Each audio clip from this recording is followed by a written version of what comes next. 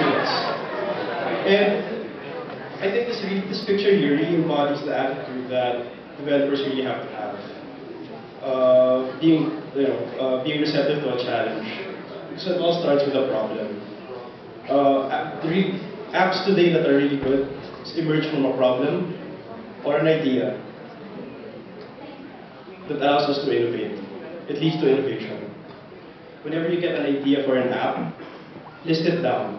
Even if you think it's really, even if you think it's a stupid idea or a really good idea, list it down.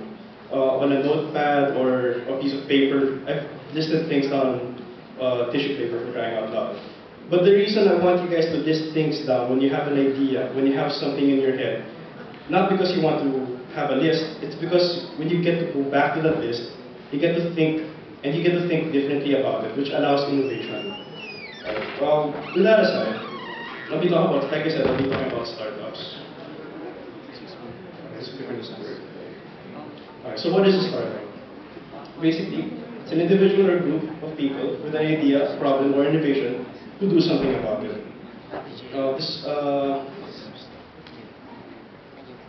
For startups, you naturally first form a team, when you have an idea, of course you're passionate about it. You're going to want to start forming a team because I'm sure you might be good at with a certain language, but then you have no marketing skills, or you might not be good with UI designing. So start asking your friends, showing people your idea, showing your friends your idea, showing your peers your idea. Start forming a team. Get programmers on board, get a programmer on board, a UI designer, and somebody who's familiar with business, marketing side, somebody who's very business-minded and has that aspect. Because when you throw that last category of people into that mix, it adds another dimension of thinking to the whole group, which could further innovate your idea.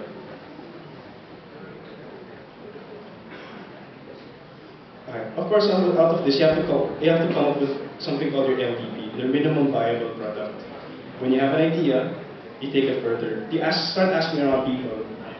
It could be a niche market, or it could be a big market. But the thing is, you're asking because you want to validate your product. You want to make sure that, yes, it's a good product, you want to make sure it's a good product, and you get validation by making sure that there will be users, and there are people who will actually use it. I won't delve into that much, but then let's move forward. And of course, yeah, you should ask your peers about it. Like I said.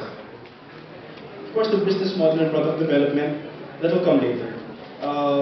There's so many business models out there. Freemium model, where you have free users and paid users.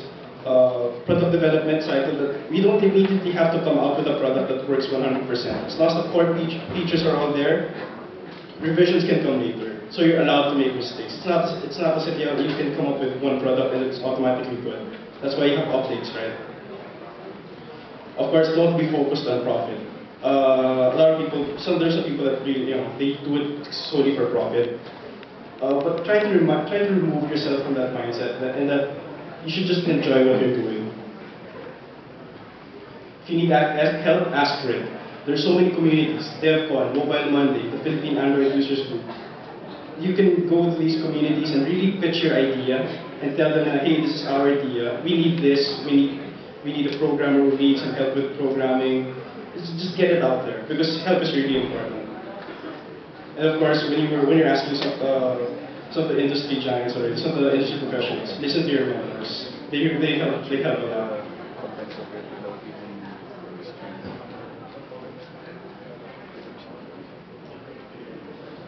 And of course, you should start something. So I just wanted to give a brief background now. And I wanted to ask you a question. How many of you guys will be, after you graduate, you guys are third and fourth year students, right? When you graduate, you'll be looking out for a job. A lot of you will be looking out for a job, right? That's the common mindset that the Philippines is in right now. That a lot of the young people in the country are in right now. They graduate from school to look for a job. But then the thing about startups is that it's not something that you have to dedicate 100%. For example, of course I'm employed, I have a job. But then I have two other projects that I'm doing as a startup company. And then eventually, when I go for my job, I'll have something of my own to manage and to do. So I'll have my own business, and I will remove my mindset from just sticking to corporate life. Actually, yeah, that's my talk for today. It's a very short glimpse of what a startup is. So if anybody has questions. Alright, so no questions? Alright. So thank you guys for listening.